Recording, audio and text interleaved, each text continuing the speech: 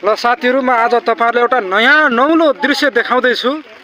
यहाँ तपाईहरु हेर्न सक्नुहुन्छ एकदमै धेरै हात्तीहरु बनेको छ।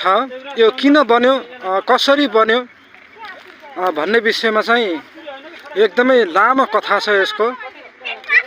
अनि यहाँ हेर्न सक्नुहुन्छ तपाई एकदमै धेरै। हेर्नुस् यहाँ 1 2 3 4 5 6 7 8 8वटा हात्ती यहाँ बनेको छ। एउटा यहाँ सानो बालक तपाई देख्नुहुन्छ। यो बालकले चाहिँ यो हात्तीहरुलाई यहाँ हेर्दै यहाँ एकदमै खुसी भइरहेको छ। यो तँलाई यो हात्ती कस्तो लाग्यो बाबु?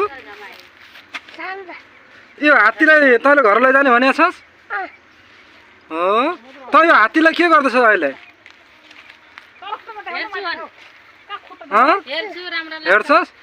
हेर त, यो हात्ती नजिक जा त। हात्ती त भन्दा अग्लो छ कि होचो छ जा त। यो हात्तीको दाँत समात त तैँले? हो यो, हो यो दाँत है। यता फर्केर समात, बाउतिर फर्क। अब हामी सँगै जाउँदा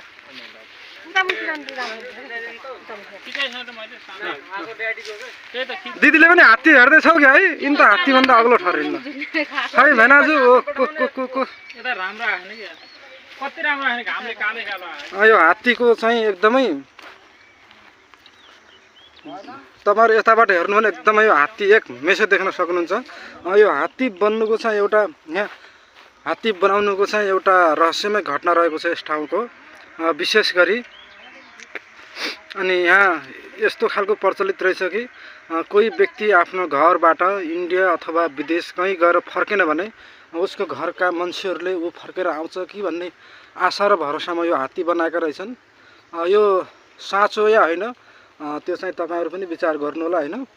तर यो हात्ती चाहिँ यति धेरै बनेको छ। यहाँ हेर्नुस्